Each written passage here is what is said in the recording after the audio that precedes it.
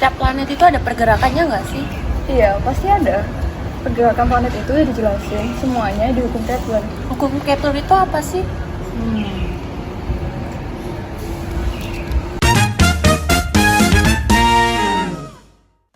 Johannes Kepler lahir pada 25 Desember 1571 di Weil-de-Stad, Jerman. Meskipun kakeknya adalah wali kota dari kota tersebut, pada masa Johannes lahir kondisi ekonomi keluarganya sedang menurun. Ayah Kepler jarang sekali di rumah, dikarenakan pekerjaannya sebagai tentara bayaran. Meskipun begitu, Johannes bekerja keras dalam belajar, yang membuahkan sebuah beasiswa yang memungkinkannya untuk melanjutkan mengejar ilmu di Universitas Tübingen di mana ia menekuni astronomi di bawah Profesor Michael Maestlin. Di sekolah tinggi, Maestlin mengajarkan pandangan geosentris terhadap bumi, di mana saat itu ilmuwan-ilmuwan mencapai kesimpulan bersama di mana bumi bentuknya datar. Meskipun begitu, Maestlin sebenarnya seorang pemercaya teori Copernicus atau heliosentris, di mana bumi berbentuk bulat dan mengelilingi matahari.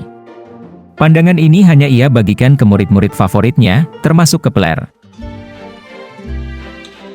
Lulus dari universitas, Kepler mendapat pekerjaan mengajar di universitas di Austria selama beberapa tahun.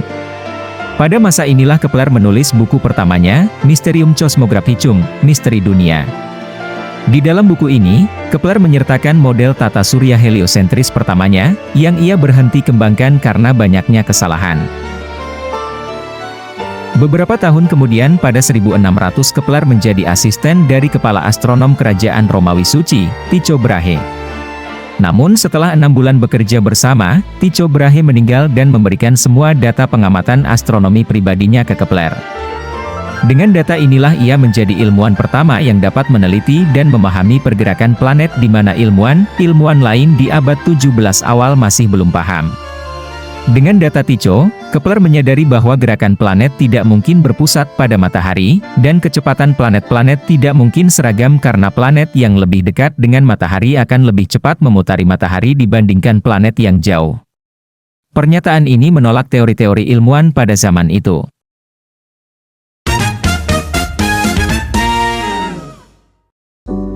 Hukum Kepler adalah 3 prinsip dasar yang menjelaskan gerakan planet-planet di tata surya, yang ditemukan oleh astronom Jerman, Johannes Kepler, pada awal abad ke-17.